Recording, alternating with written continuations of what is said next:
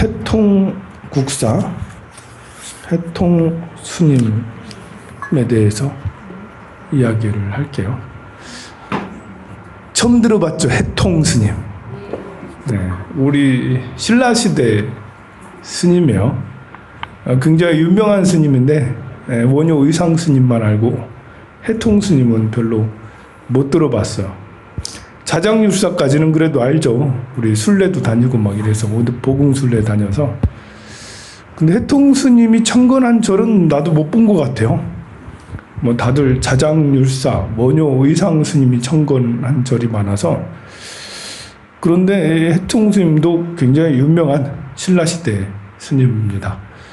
해통스님은 경주 남산 서쪽에 온천동 어디라고 그러는데 온천동이 어딘지 모르겠네요. 속명은 존승각간이라는 내자예요. 존승각간. 어느 날 어린 시절에 집 동쪽에서 시냇가에 놀다가 수달을 한 마리 잡았어요. 그래 잡아가지고 이제 죽였는가 봐. 그래 던져가지고 이제 던져놓고 집에 갔는데 그 다음날 아침에 이렇게 지나다가 자기가 수달 던지는 데 가보니까 수달이 없어진 거예요. 어디 갔지? 해서 이제 핏자국을 이렇게 따라가 보니까 둥지에 가가지고 자식들하고 같이 이렇게 있는 거예요. 끌어안고 이렇게 웅크리고 이렇게 죽인 줄 알았더니 안 죽고 거의 숨이 붙어 있었는가 봐. 그걸 보고는 놀라고 이렇게 짐짓 느끼는 바가 있어서 그 길로 출가를 했다라고 그래요. 그래서 출가해서 본명을 해통 스님으로 받았다고 합니다. 그렇게 해서 출가한 분이 좀씩 있어요. 누가 죽거나 지금처럼 이렇게 살생 때문에 생기는 일 때문에 무상해서 느끼는 바가 있어서 출가를 했어요.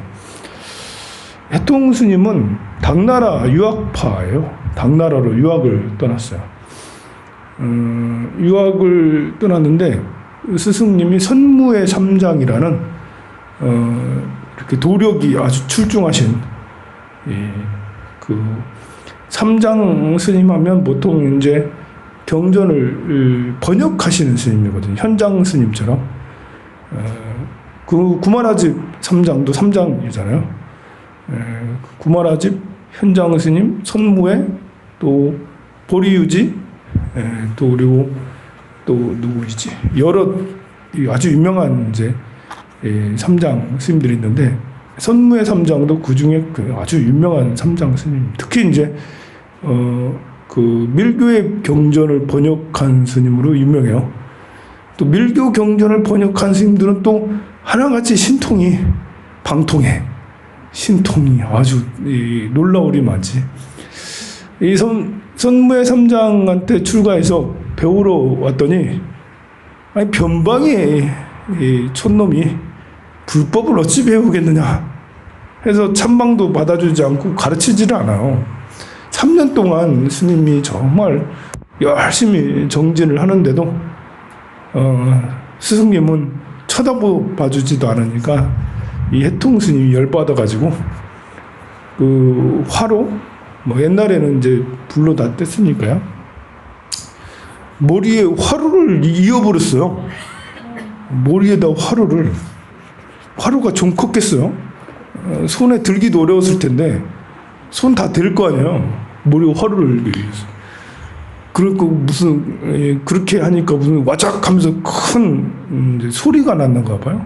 선무의 삼장이 벌떡 달려와가지고 이게 무슨 일이냐고 해서 이렇게 빨리 화로를 내리고 치료를 해줬는데 거기 그때 이제 이렇게 그 머리에 왕자가 새겨졌대요. 왕자가 이렇게 그 화상을 입었는데 그냥 화상이 아니고 왕자 화상을 그래 그 다음부터는 해통 스님은 왕화상으로 불렀답니다. 해통 스님이 그때서야 이제 쳐다보고 그때서야 이제 이 불법을 전수를 해줬다고 그래요. 이 정도 결심, 뭐 이 정도 용맹심, 굉장하죠. 그래서 그런지 빨리 불법의 도의를 깨달았어요. 당시에 당나라에 이제 그 공주가 병이 나서 이렇게 공주나 왕이 병나면 황제가 병나면 신통한 스님들을 이렇게 오게 하잖아요. 황제가 이제 이 선무의 삼장한테 우리 공주 병 좀 고쳐주세요 했더니 선무의 삼장이 아유 해통 스님을 천거하면서 보냈어요. 해통 스님이 가자 이렇게 또 보니까 치료를 어떻게 했냐면 하얀 콩을 가져가 가지고 주문을 샬라샬라샬라 가지고 이제 수리 마수리 딱 이렇게 외우니까 콩이 갑자기 하얀 갑옷을 입은 병사로 변해가지고 잡기를 쫓아내는데 안 되는 거예요. 잡기가 안 쫓겨나는 거예요.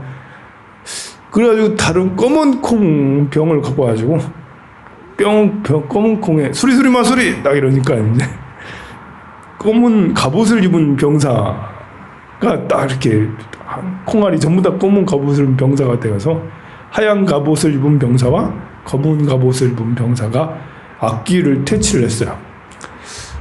그러니까 거기에 공주 몸에 있었는지 근처에 있었는지 교룡이 뛰쳐나와가지고 도망가죠. 이제 결국 이제 구병시식을 제대로 한 거죠. 이제 이런 걸 보고 구병시식이라고 해요. 구병시식. 절에서 이제 병난 사람을 위해서 기도를 해주는 게 제를 지내는 게 구병시식이거든요.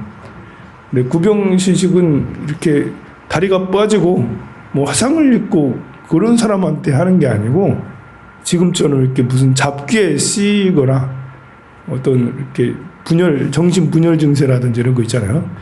뭔가 이제 의심스러운 그럴 때 구병시식을 해요. 그래서 이렇게 그 안에 있는 잡기들을 쫓아내는 의식이 구병시식인데 해통 스님은 그런 병사로 막 이렇게 바꿔가지고 쫓아내는 그런 힘이 있었는가 봐요.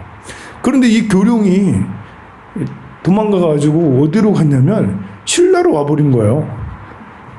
신라에 와서 온갖 역병이 창궐하게 만들었어요. 재난이 이제 창궐하게 만들었어요. 이 신라에 있던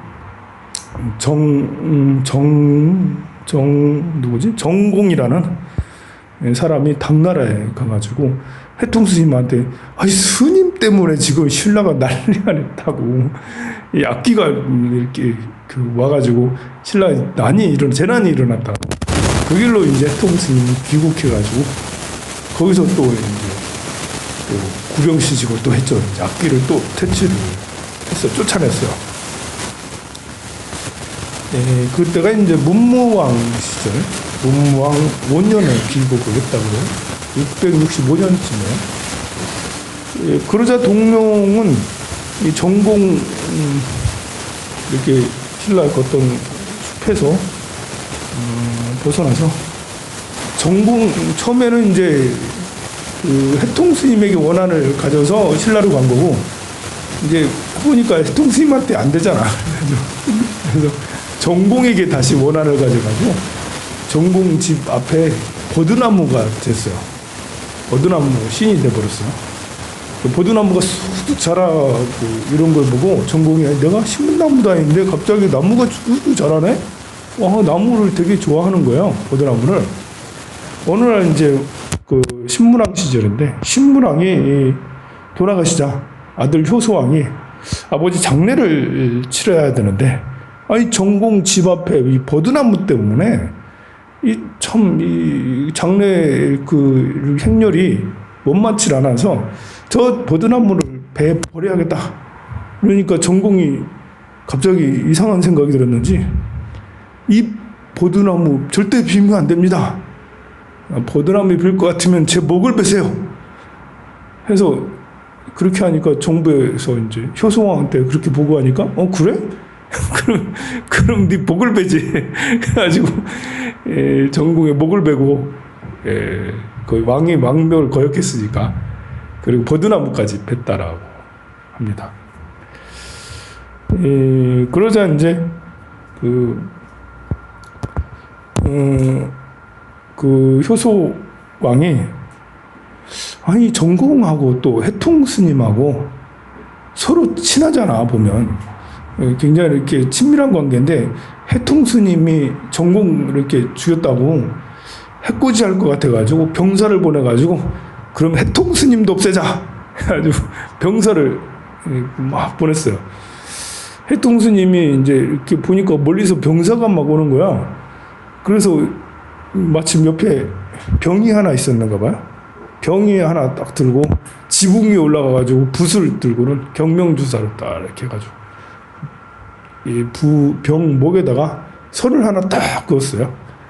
그리고 병사들한테 병사들아 너희 목을 보거라 했더니 병사들이 전부 다 목에 빨간 줄이 그어져 있는 거예요.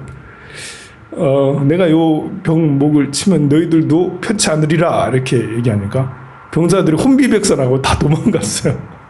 다 도망가지고 그래가지고 효소왕이 그 말을 듣고 이제 겁에 질려서 해통 스님 어떻게 하면 안 되겠구나 해서 가만히 있습니다. 해통 스님 또 자비로우시니까 그걸 가지고 또 더 이상 문제 삼지 않았는데 나중에 효소왕이 아프게 돼요. 자기가 아프니까 또 이제 해통 스님이 또 생각이 나가지고 스님 제발 좀 와가지고 저 좀 고쳐주세요. 그래서 해통 스님이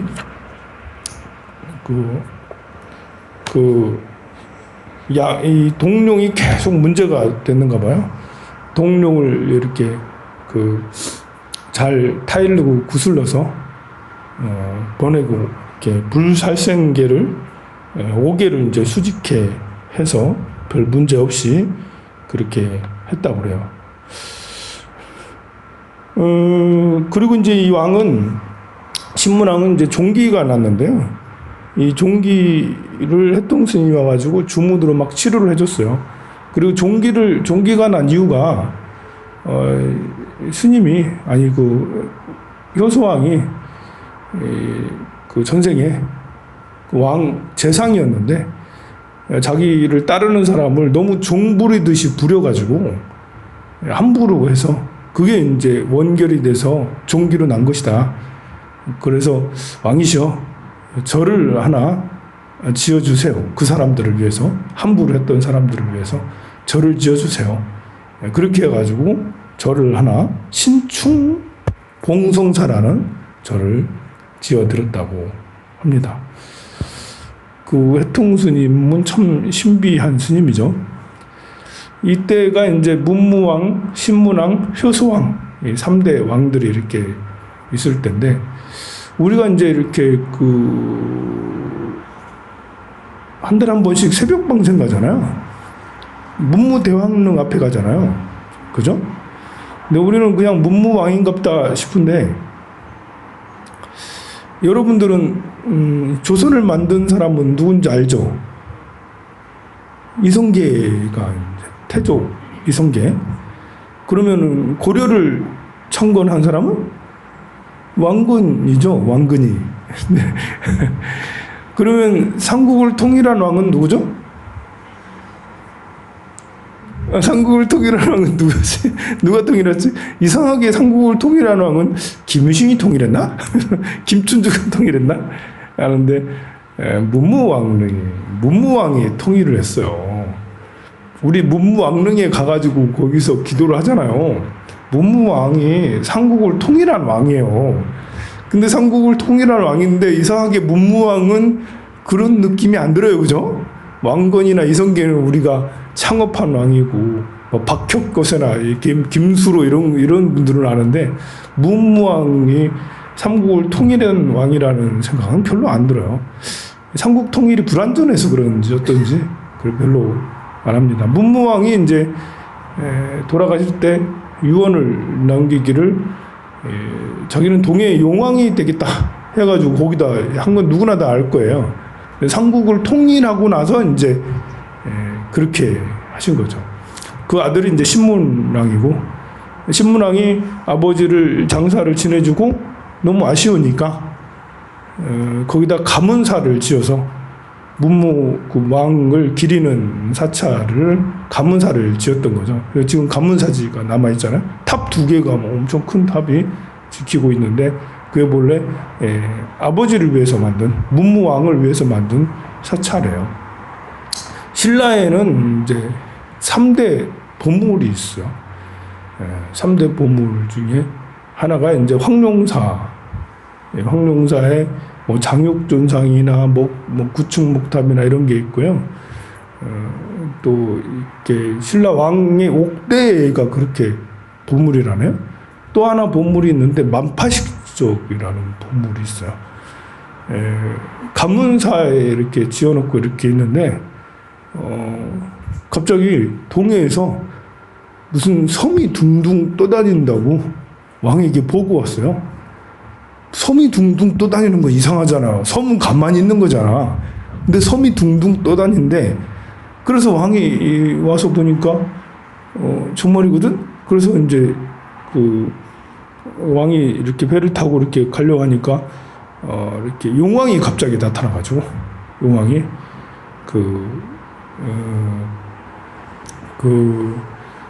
선대에 이제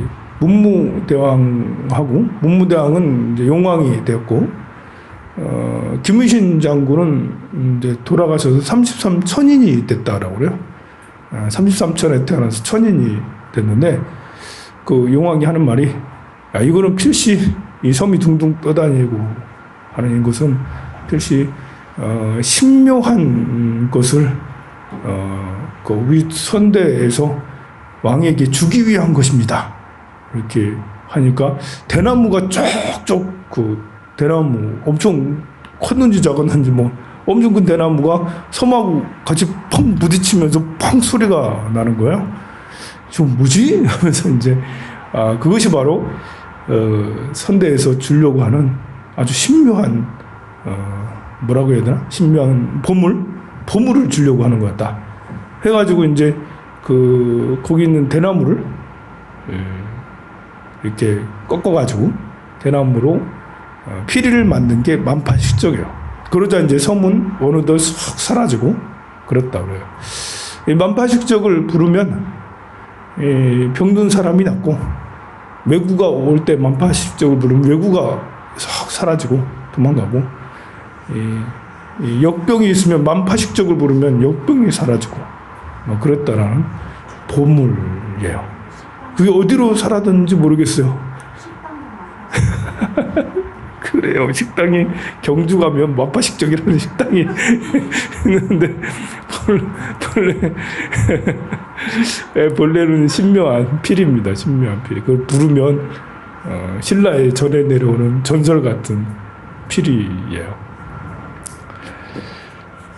이 해통스님은 이제 선무의 3장의 제자로 이런 이제 조금 그 신통방통한 이런 주술을 쓰는 불교가 이제 밀교예요, 밀교. 우리도 주술을 쓰잖아요. 여러분들도 주술을 쓰죠? 나무라다나다라 이렇게 평상시에 나무라다나다라 막 하잖아요. 그럼 주술을 쓰는 거예요, 여러분들은. 이제. 실력이 없어서 그렇지, 우리는. 주술은 우리도 써요. 그 주술을 쓰는데, 그걸 뭐 금강승이라고도 해요. 밀교라고도 하는데, 금강승에는 이제 순밀과 잔밀이 있습니다. 순수밀교, 그리고 잡부밀교가 있어요. 원래 이것은 힌두에서 바라문들이 의식할 때 우리도 주문을 외우잖아요. 그런 것처럼 바라문들이 의식을 할 때 굉장히 주문들을 가지가지를 많이 사용해요. 그 주문들이 이렇게 불교에 유입이 돼서 그것을 또 우리 불교의 스님들은 수행을 많이 해가지고 실력이 생기잖아요. 그리고 그 주문들을 막 쓰면 실력이 이렇게 형성이 됐는데 그런 그 중생을 구제하기 위해서 신비로운 것들을 이제 기술들을 많이 쓰는 것이 잡부멸교고 기술보다는 이제 교리적으로 더 이렇게 확장을 해서 정말 순수한 이제 대승불교처럼 그런 교리의 이 완전성이 더 가해져서 순수하게 공부를 하는 것이 순수 밀교라고 그래요. 그래서 이제 밀교를 행하는 사람들 중에는 좀 신비한 그런 분들이 있어요. 예를 들면 이제 티베트 닉마빠 같은 경우는 좀 신비한, 닉마빠 스님들은 결혼해서 같이 우리 대처승처럼 그런 스님들도 많이 있거든요. 근데 달라이라마 존자님은 이제 게룩파라고 해서 거기 순미주의 가깝죠. 어떤 신비한 주술을 써서 뭘 하는 게 아니고 정통 부처님은 주술 같은 거 써서 신통한 걸 금지를 했으니까요.